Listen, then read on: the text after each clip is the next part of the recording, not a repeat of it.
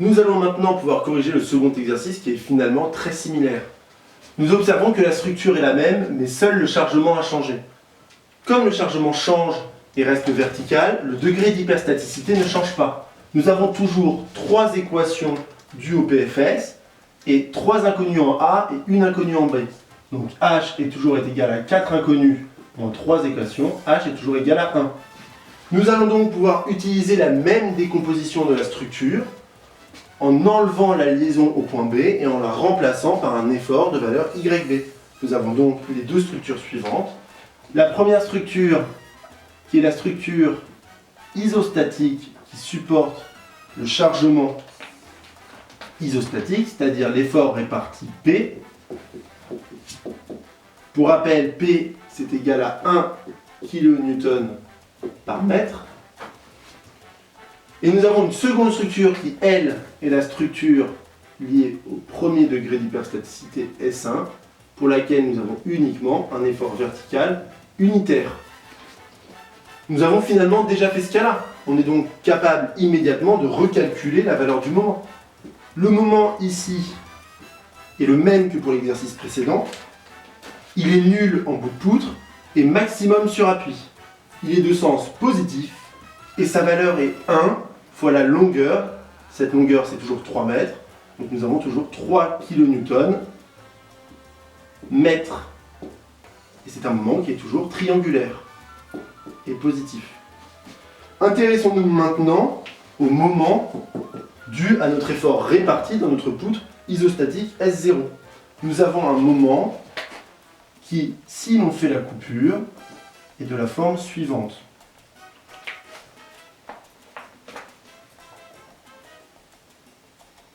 Voilà. Ce moment-là est négatif, donc il est de valeur négative, et sa valeur maximale, c'est-à-dire sa valeur sur appui, est égale à QL carré sur 2. C'est égal à 4,5 kN. Nous avons vu ici que le calcul de notre moment dû à un effort réparti est très simple. Pour rappel, pour ceux qui auraient oublié comment le faire, voici la procédure à suivre. Nous allons tout d'abord déterminer les inconnus dans la liaison isostatique.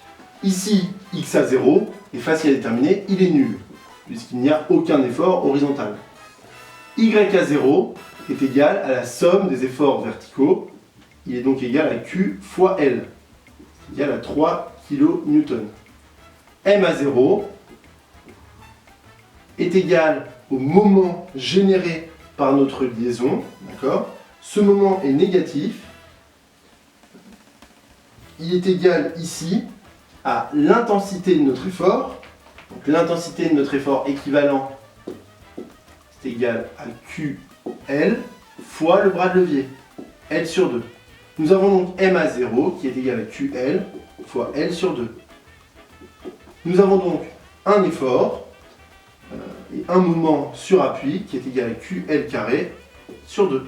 On retrouve bien la valeur obtenue ici. Je vous le rappelle, hein, et retenez-le bien, c'est très important, que pour calculer le moment dû à une charge répartie, on calcule la force équivalente. Cette force équivalente est égale à la longueur fois l'intensité du chargement, Q fois L, et elle s'applique à la moitié de la longueur du chargement réparti, ici L sur 2. Nous avons donc immédiatement ici notre chargement M à 0 qui est trouvé, c'est-à-dire notre moment sur appui qui est égal à QL carré sur 2.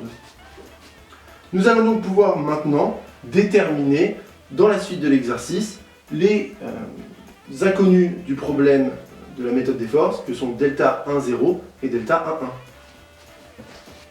J'ai redessiné les diagrammes pour que nous puissions les avoir sous les yeux. Calculons d'abord delta 1, 0. Delta 1, 0, c'est égal à l'intégrale de M0, M1 sur I. Nous pouvons donc procéder comme dans le premier exercice. Nous sortons d'abord le 1 sur I et nous utilisons notre intégrale de mort. Nous avons une parabole fois un triangle. Cette intégrale de mort est connue et elle permet de calculer delta 1, 0 très rapidement. Nous obtenons donc delta 1, 0 est égal à 1 sur EI fois 1 sur 4 fois L fois M0 fois M1. M0 et M1 étant les valeurs maximales de notre moment. Nous obtenons donc 1 sur 4, L fois moins QL carré sur 2 fois 3. Pour rappel, ce moment-là est égal à moins 4,5 kN mètre. Nous avons donc calculé delta 1, 0. Il est maintenant nécessaire de calculer delta 1, 1. Le calcul de delta 1, 1 est tout aussi rapide et très similaire et même identique au premier problème que nous avons résolu. La structure S1 est la même que dans le premier exercice. Nous allons donc pouvoir calculer delta 1, 1 de la même manière. Delta 1, 1, c'est égal à l'intégrale de M1 sur I, qui est égal à 1 sur EI, fois l'intégrale de mort, M d'un triangle, fois un triangle. Nous avons déjà calculé cette intégrale tout à l'heure, elle est égale à 3L sur EI. Je vous conseille aussi ici de refaire vous-même les intégrales de mort pour être sûr de savoir les utiliser. Attention cependant, dans le tableau qui est affiché des intégrales de mort, il faut toujours multiplier la valeur de la case par la grandeur L. Je vous l'ai rappelé, mais n'oubliez jamais que la valeur qui est donnée dans la case, il faut la multiplier par L pour trouver la bonne valeur de l'intégrale totale. C'est très important, sinon votre résultat ne sera pas bon et sera faux. Nous avons donc ici delta B, Y est égal à 0, est égal à moins 3QL carré sur 8EI. Je vous rappelle que ce terme est delta 0, 1, plus YB fois 3L sur I. Nous obtenons donc le résultat suivant pour YB.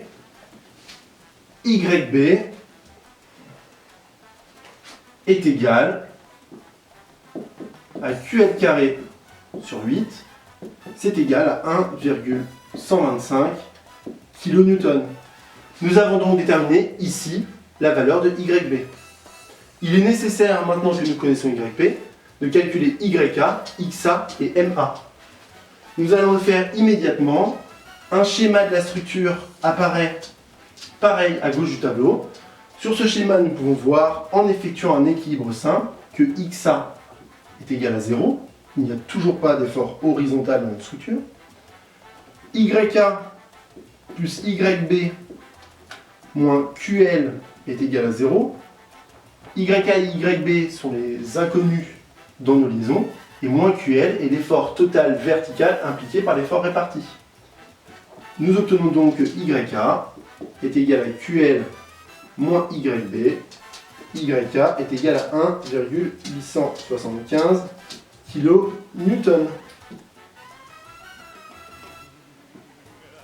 De la même manière, nous pouvons calculer maintenant MA. MA moins QL carré sur 2 plus YB fois L. N'oubliez pas que MA et YB fois L sont de sens positif, donc nous avons un plus devant, alors que le moment qui est dû à l'effort réparti est lui négatif. Nous obtenons donc que MA ici est égal à QL carré sur 2 moins QL carré sur 8, c'est YB, fois L. Le moment total obtenu, MA, est égal à 1,125 kN/m. Voilà.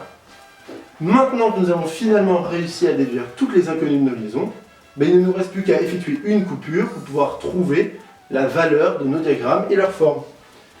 Ici, c'est très facile d'obtenir cette coupure, puisque nous avons deux diagrammes et une seule zone à calculer. Nous n'avons pas deux coupures à faire, comme dans le cas précédent. Je vous rappelle que nous devons faire deux coupures, ou en tout cas plusieurs coupures, quand nous avons des efforts ponctuels. Ici, il n'y a pas d'effort ponctuel, donc on peut faire une seule et unique coupure.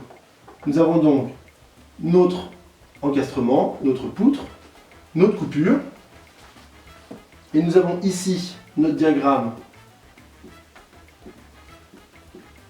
N, V, M, et notre effort réparti,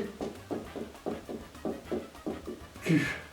La distance ici est toujours égale à X, et nous avons dans notre liaison 1,875 kN et un moment égale à 1,125 kN/m. Maintenant que nous avons ces résultats, nous pouvons effectuer notre équilibre de section. Notre équilibre de section est vrai pour tout x appartenant à 0 à L, puisque nous n'avons pas ici, comme je vous l'ai dit, d'effort ponctuel. Évidemment, il n'y a toujours pas d'effort normal, puisque nous n'avons pas de sollicitation horizontale. L est donc égal à 0. V plus 1,875 moins l'effort appliqué à nos structures, c'est-à-dire Q fois X, est égal à 0. Nous avons donc V est égal à QX moins 1,875. Pour le calcul du moment, nous avons M qui est de sens positif. Nous avons aussi notre effort 1,125 qui est de sens positif. Notre moment généré par QX est lui aussi positif. Et nous avons un moment négatif qui est le moment du YK.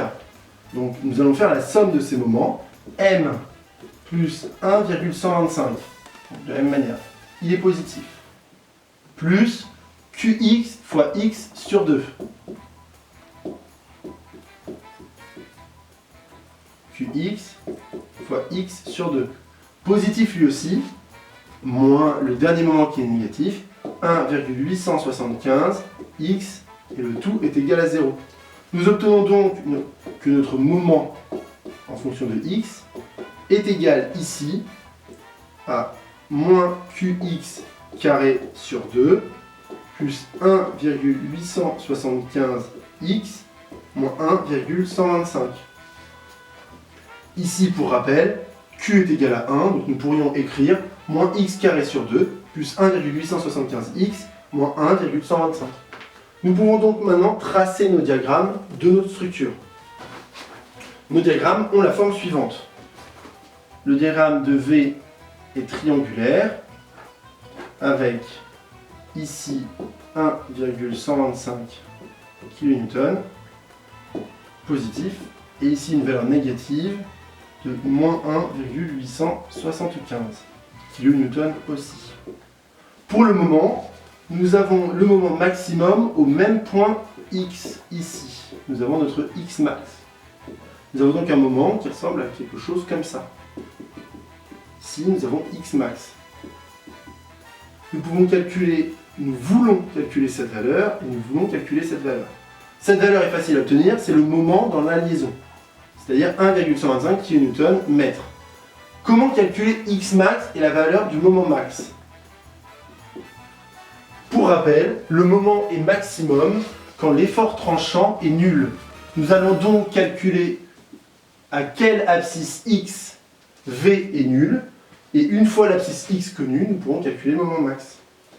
V de X est égal à 0, ça implique que X est égal à 1,875 mètres. Donc nous savons maintenant que X max est égal à 1,875 mètres.